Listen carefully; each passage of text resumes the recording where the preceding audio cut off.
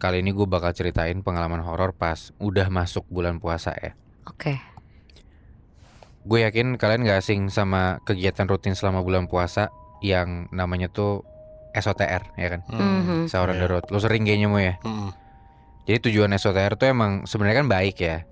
Biasanya buat ngebangunin orang sahur, bagi-bagi rejeki atau makanan gitu ke orang-orang, buat yang ngebutuhin gitu ya kayak ya sorry maksudnya fakir miskin gak bisa sahur, bagi-bagi makanan gitu kan.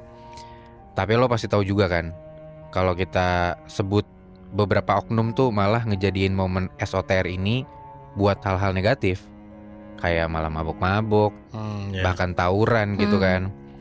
Nah cerita ini gue dapetin dari salah satu pendengar Scary Things. Kita sebut aja namanya Adi ya. Nah kenapa gue ngomong kayak gitu? Ya karena statement ini tuh keluar dari Adi sendiri, yang mana dulunya pas zaman-zaman SMA dia tuh rutin tawuran, gak cuman di hari-hari biasa, tapi pas SOTR. Oh, dia tuh pelakunya ini. Pelakunya dia. Nah Adi ini udah gak takut sama mati lah, dia bilang pada saat itu. Yang dia pikirin tuh cuma satu, dia pengen balas dendam sama sekolah-sekolah yang udah ngerusuhin sekolah dia, atau bahkan sempat ngebunuh teman SMA-nya dia sendiri. Itu doang yang selalu dia tanamin di pikirannya dia. Ya namanya anak SMA masih labil kali ya, jadi prioritasnya nggak tahu yang benar yang mana gitu kan. Sampai momen yang ditunggu-tunggu nih tiba juga akhirnya, bulan puasa.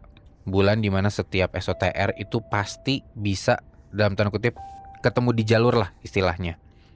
Jadi kayak ya lu ketemu sama quote unquote musuh lu di SMA gitu, di SMA yang berbeda, buat lu tawuran. Entah kenapa tujuannya harus pas puasa ya, mungkin ya momennya lebih sepi jadi nggak banyak yang ganggu apa gimana, gue nggak ngerti juga dan nggak tahu dari mana sumber awalnya. Pokoknya dia dapat semacam undangan gitu buat tawuran lawan SMA lain. Oke. Ya dia sendiri juga belum pernah dengar nama SMA-nya ini. Nah pas banget di situ malam Jumat menuju sahur, Adi ini semangat banget dan ya bisa dibilang kesetanan lah di situ. Kesetanan buat nyamperin si sekolah ini. Dan si Adi ini emang ada gila-gilanya Nat, Moy. Dia sendiri kepikiran buat sebelum tawuran tuh pura-pura jadi orang lewat nyamperin alamat sekolah musuh yang ya kayak semacam cywar gitulah. Udah tuh, seperti biasa Adi nyiapin BR atau senjata tawarannya. Terus yang gak pernah lupa, dia tuh masang semacam jimat, atau ya dikenalnya sebagai wapak gitu ya. Dimasukin tuh selembaran tulisan Arab gundul di saku jaket sama celananya dia.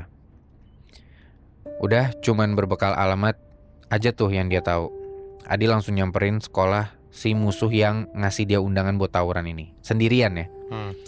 Dan jalanan Jakarta kan emang normalnya nggak pernah mati ya. Maksudnya pasti adalah keramaian gitu kan di 1-2 jalan.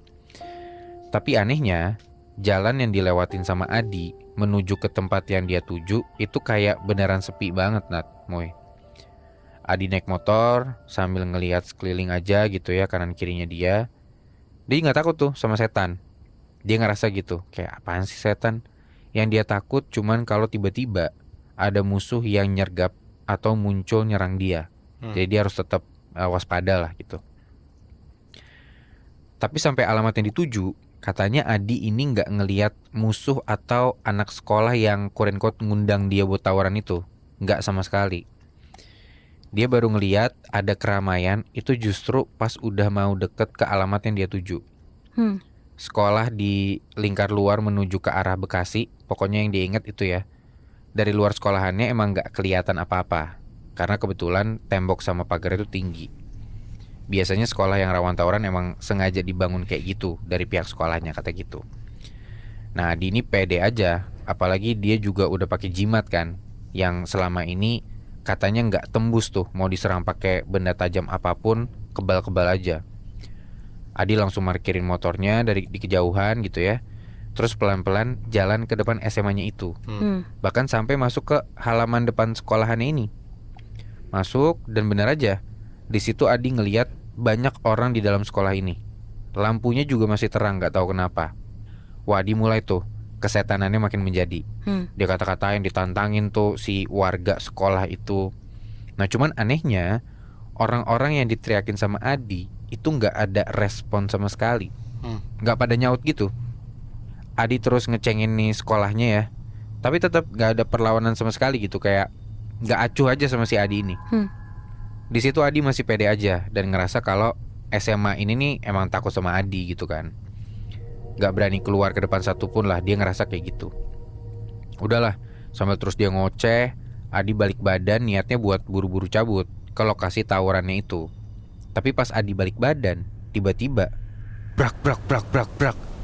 Semua pintu sekolah itu tuh kayak kebuka bareng, terus kayak kebanting semua. Kayak ada angin kenceng tapi anginnya tuh kayak nggak masuk akal gitu loh. Saking kencengnya semua pintu kebuka dan sampai kebanting. Duk, Adi langsung kaget tuh.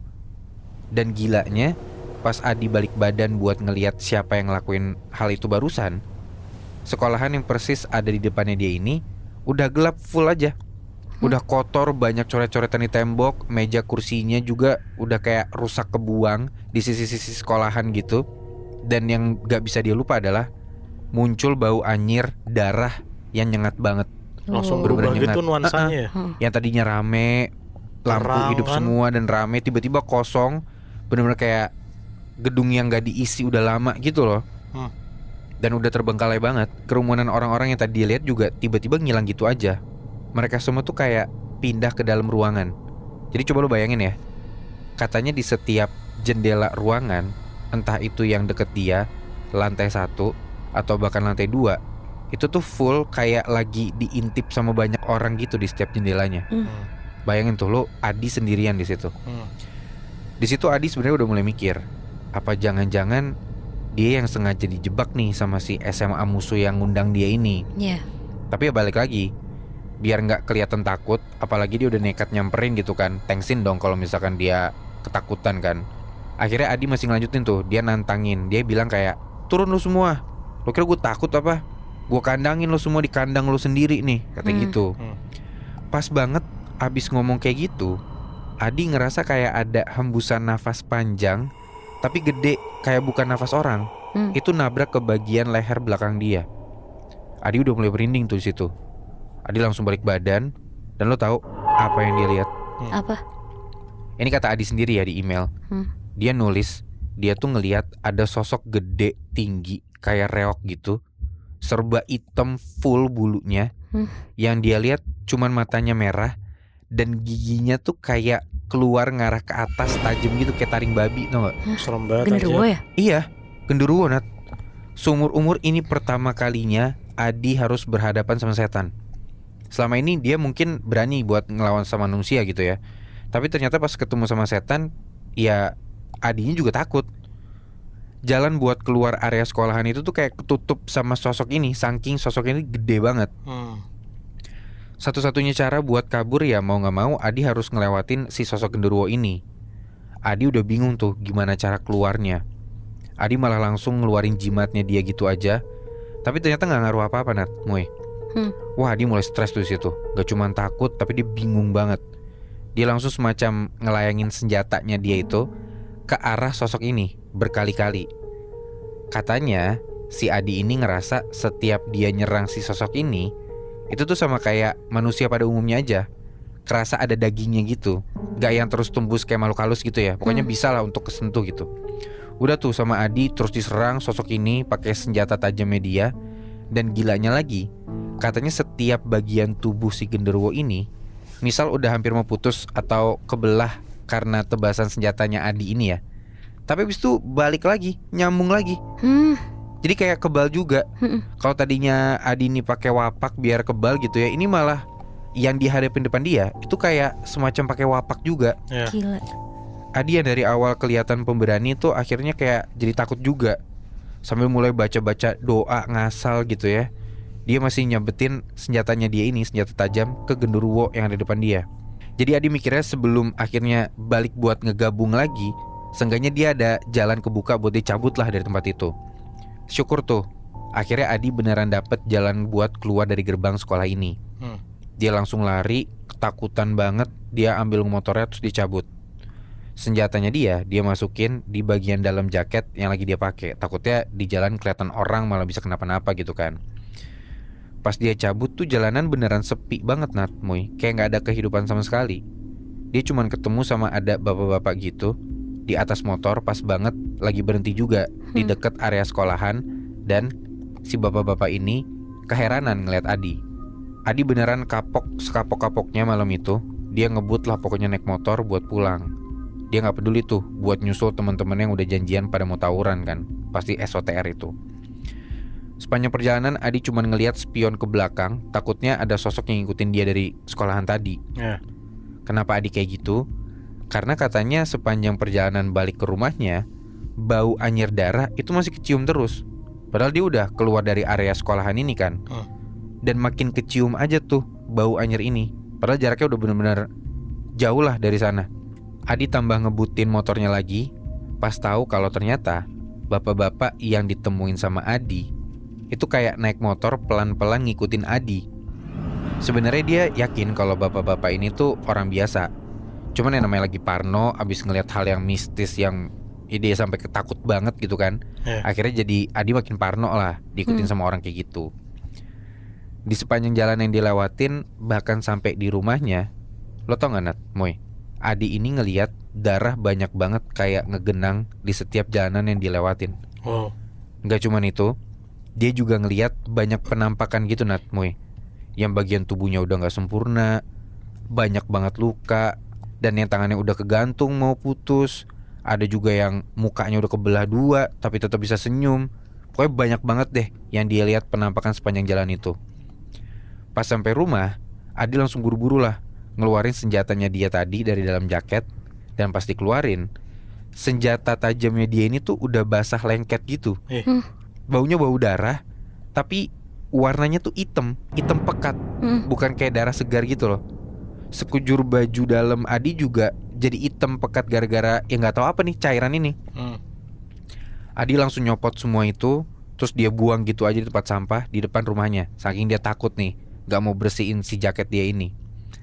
Nah di situ barulah si Adi ngeliat bapak-bapak yang tadi ngikutin dia itu stop di depan rumahnya Adi. Belum juga Adi ngomong, si bapak-bapak ini udah langsung bilang ke Adi, "Dek, ini saya bantu bersihin kamu, itu banyak yang ngikutin." Kata gitu. Hari itu pokoknya gak akan pernah dilupain sama Adi lah. Bahkan hari itu juga jadi hari terakhir Adi ikut-ikutan tawuran. Dia udah kapok banget Nat, Moy.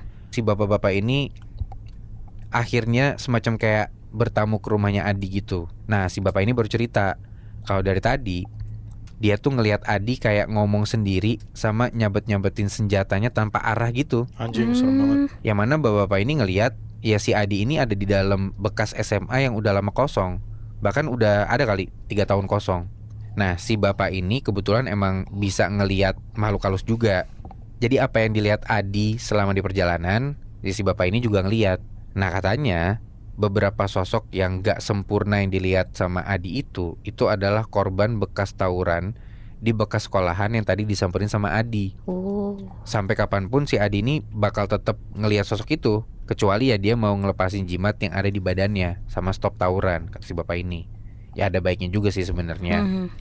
Akhirnya sejak hari itu Adi mulai pelan-pelan lah ngelepas dan ngebuang jimat-jimatnya yang dia punya ini, si wapaknya dia itu. Dia udah capek dan jadi gak tega ngelihat sosok-sosok yang gak berwujud setiap harinya. Dan sekarang Adi benar-benar udah jauh lah dari tawuran. Tapi dia gak pernah ngasih tahu alasan kenapa dia berhenti dari tawuran ke teman-teman SMA-nya pada saat itu. Karena dia tahu yang namanya tawuran tuh emang udah membudaya dan dia gak akan bisa mempengaruhi teman-temannya buat jadi benar lah pokoknya. Coba jadi bukan orang yang kayak sosok berani nyamperin satu sekolah itu, Bi. Dia pasti gak bakal digentayangin anjir. Iya dan bisa jadi sampai sekarang masih suka tawuran mungkin ya. Iya. Menurut gue ada untungnya juga sih.